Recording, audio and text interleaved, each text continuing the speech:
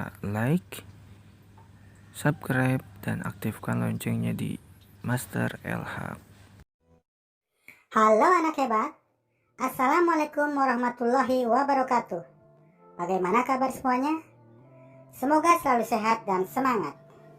Hari ini kita masih membahas materi kelas 6, muatan pelajaran IPA, tema 1, subtema 3, dengan materi pelestarian hewan dan tumbuhan langka. Kalian tentunya sudah tahu semua, Indonesia memiliki sumber daya alam hayati yang melimpah.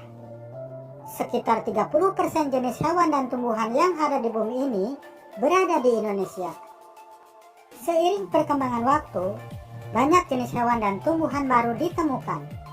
Akan tetapi, tidak sedikit pula jenis hewan dan tumbuhan yang terancam punah. Ancaman terhadap kepunahan hewan dan tumbuhan langka sangat memprihatinkan.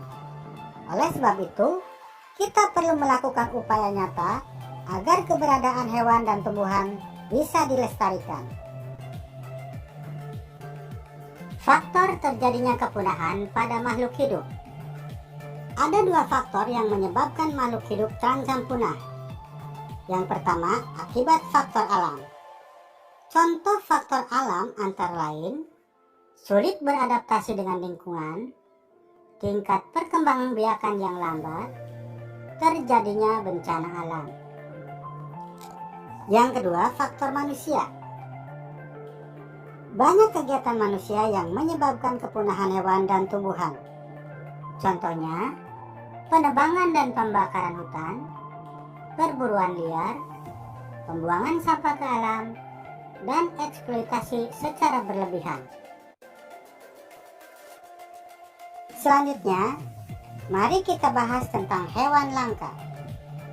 Hewan langka adalah berbagai jenis hewan yang keberadaannya sulit ditemui di alam bebas, jumlahnya terbatas, dan hanya hidup di suatu daerah tertentu. Berikut beberapa contoh hewan langka. Burung cendrawasih. Burung cendrawasih hanya ditemukan di daerah Papua. Bulu burung cendrawasih sangat indah, sehingga banyak diminati dan diburu oleh manusia. Karena keindahannya, burung cendrawasih ini mendapat julukan sebagai burung surga. Badak bercula satu. Badak bercula satu hidup di ujung kulon, Banten. Sesuai dengan namanya, badak ini memiliki satu cula di atas hidungnya. Populasi badak bercula satu semakin berkurang karena perburuan liar. Biasanya pemburu mengambil cula badak untuk bahan obat.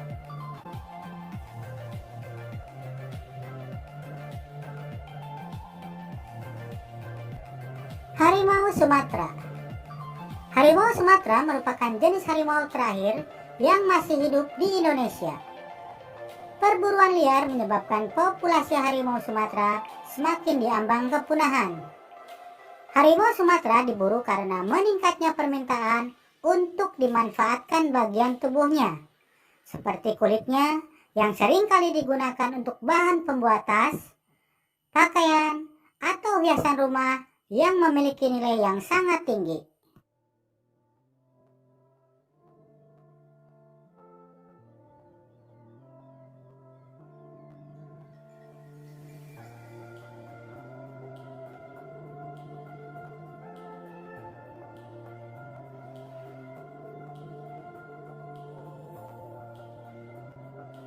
Berikutnya ada orang utan. Saat ini, populasi orang utan kian hari kian menurun. Menurunnya populasi orang utan diakibatkan oleh kegiatan perburuan liar serta kerusakan habitat akibat pembukaan lahan untuk perkebunan ataupun pemukiman. Komodo. Komodo merupakan salah satu contoh hewan langka yang dilindungi dunia internasional. Komodo merupakan kadal terbesar di dunia, sehingga sering disebut kadal raksasa. Komodo hidup di Pulau Komodo, Nusa Tenggara Timur. Menurunnya jumlah populasi komodo disebabkan karena perburuan liar, perubahan lingkungan, dan berkurangnya sumber makanan. Baik anak-anak hebat, kita lanjutkan ke materi tumbuhan langka. Tumbuhan dikatakan langka dan mendekati kepunahan jika keberadaannya di alam sudah sangat sedikit dan sulit untuk ditemui.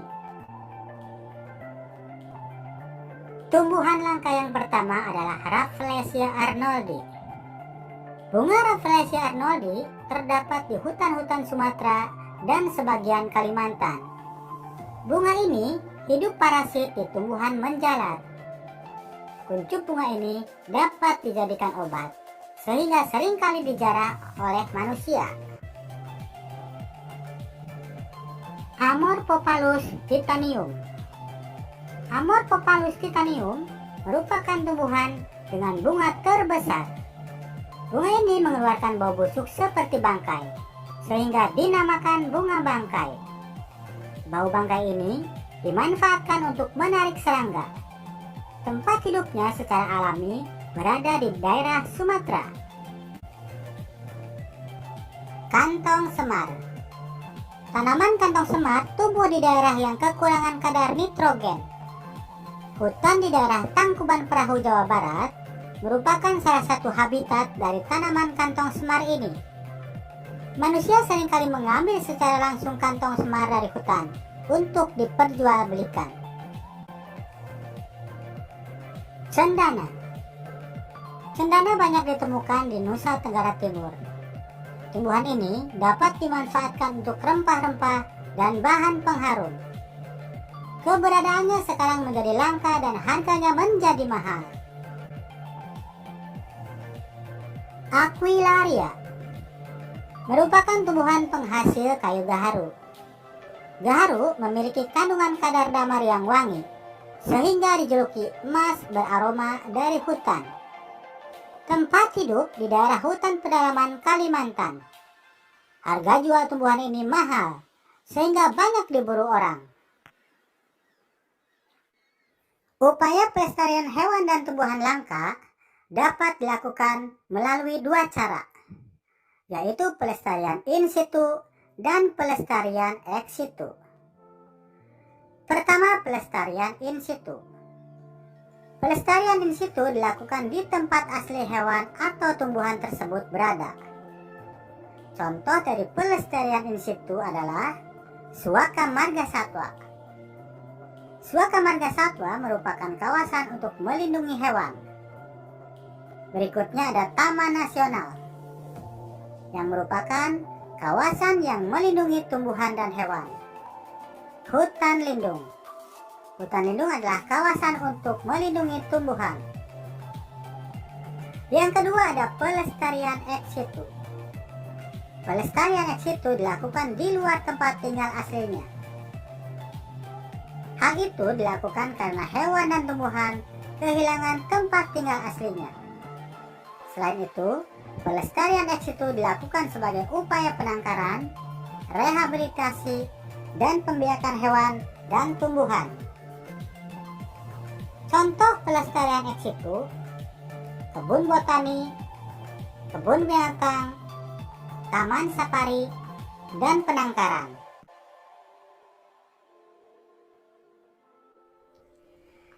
Demikian pembelajaran kita hari ini. Semoga bermanfaat. Kita akhiri